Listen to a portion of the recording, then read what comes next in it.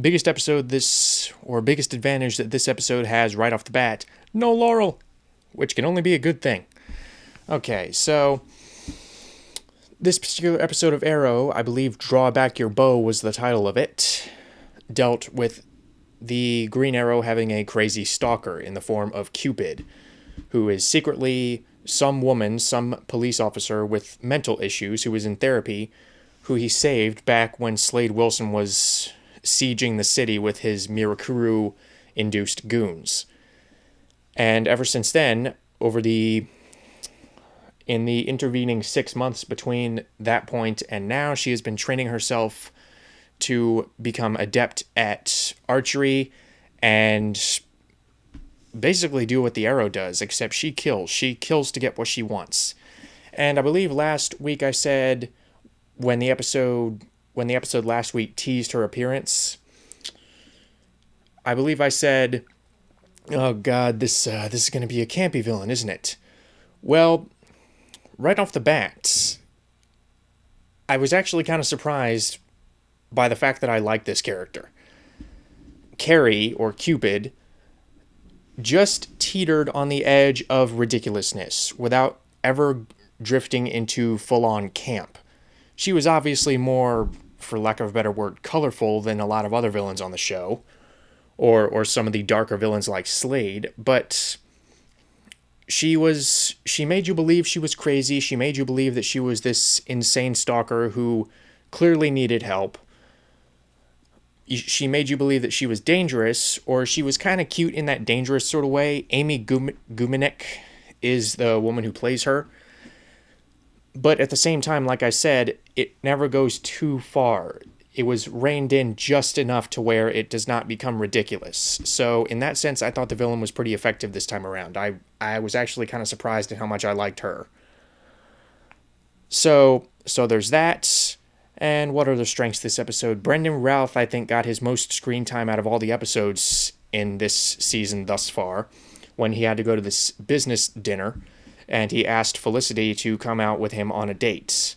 Now, while this unfortunately led to more relationship teasing on the part of the writers regarding Oliver and Felicity, it did offer Ray Palmer and Felicity some very appealing material. The more I see Ray Palmer, and the more we find out that his character has actual depth, and the more we find out about his real ambitions, the more I like him. Because if you were to ask me at the beginning of this season, I would not have disliked him, but I would have easily written him off as just this stereotypical billionaire, smug, almost Tony Stark type genius guy. He was basically kind of a Tony Stark archetype. But here, especially with that end scene, which I ended up really liking, with the Atom suit, or the tease of the Atom suit, it was, again, the more they give this character dimension, the more I like him. So Ray Palmer, despite me not really liking how they're teasing the Oliver and Felicity relationship, was pretty good in this, and Brendan Routh still plays him very well. So getting more in-depth on the Oliver and Felicity relationship, maybe the reason I didn't like this is because it took away what could have been potentially screen time devoted to Roy. And Roy, I mentioned last week, had me interested in that he finally found out that he killed a police officer. But the problem with this episode, from that perspective, is that we barely see him. He's a supporting character in the episode, and basically anytime we do see him, he's lamenting over the fact that he killed this guy. And Oliver says, "It wasn't your fault. You weren't you when you killed that guy." And he says, "That's what I keep telling myself." That part is great. Those conversations are great, but that's about the extent that they go before Roy says, "I'm fine," and then walks off. Sure, I'm glad that he's not being all angsty and unlikable like he occasionally got in the second season. There is definitely some maturity that has befallen the character, but again, I wish we had gotten more of Roy trying to cope with the fact that he took a life, and he doesn't even remember taking a life. So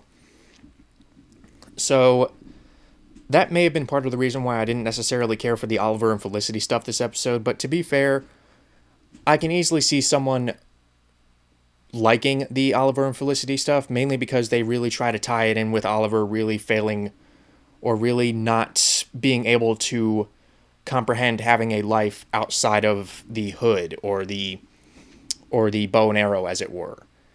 He only sees one way this can end. Again, you might think that it rips off Batman in that way, but to a certain extent, I think that general rule of not really being able to hang up the cape could be applied to many superheroes, in fact. Spider-Man, Batman, Superman. I mean, there's a responsibility that comes with being a superhero if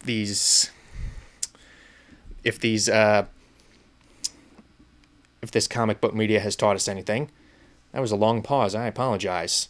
So like I said, the way that they kind of tied in Oliver and Felicity's relationship with Oliver not really being able to move on, I think was a clever move. But again, if only they had found a more fresh way to go about it, aside from Oliver just really having one singular goal throughout the entire episode, or that's all that was conveyed, I felt, which was, I want Felicity, but I can't tell her I want her. It was just, quit jerking us around.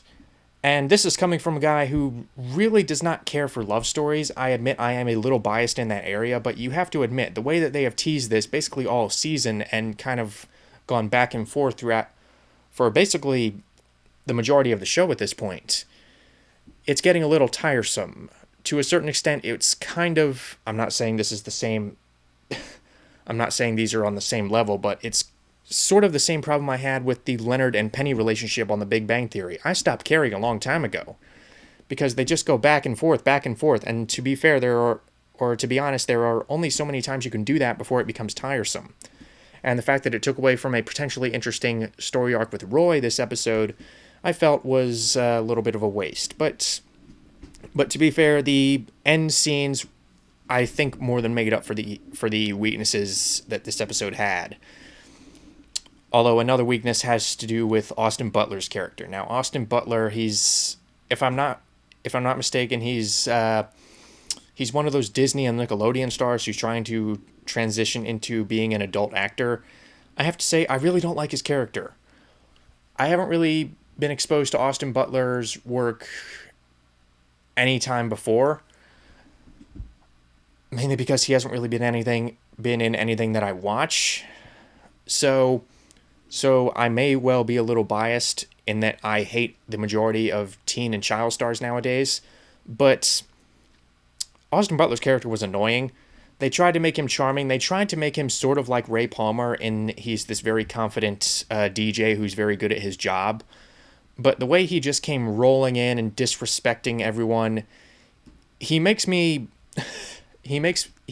back to that guy who, I'm not really naming any specific people here. I'm just saying the real world stereotype of this guy who has one singular talent and gets by on that talent. And to me, it's hard to make someone like that likable, especially when they are openly obnoxious and don't really seem to have any particular skills outside of whatever talent that they have. So again, maybe a little biased by the real world, but the point is, I found his character annoying. I found him obnoxious.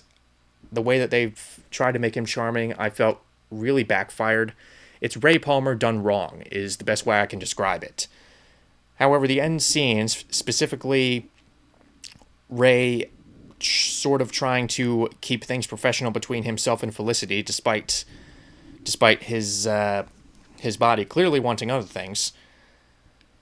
And Felicity, I don't get this. Why does everyone pass up Felicity? I don't get this. And this doesn't really have anything to do with the physical, well, sort of. But she's honestly the most likable female character on the show at this point. And everyone would rather go with someone else. I don't get this. But that may well just be personal taste. Actually, no, I'm going to name it as a legitimate criticism. It robs the show of credibility, gosh darn it. Okay, I don't even know who says that anymore. I'm just rambling at this point. But that scene where Oliver and Roy go to Diggle's house could be seen as cheesy by some people, but considering what these two have gone through and how their head has clearly not been in the game throughout the entire episode, and how they clearly need some emotional support right now, going to Diggle's house seemed like the best possible option.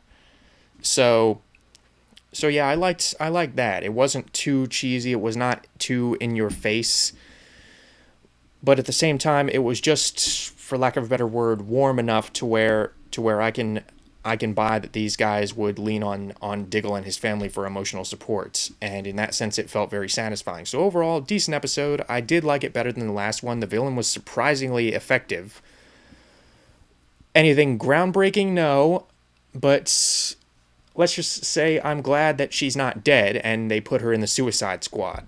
Although they possibly had another reference to Harley Quinn in this episode, which I'm still not entirely on board with because it just raises too many questions. But anyway, that's about all I got for this episode of Arrow, and I'll see you guys next week.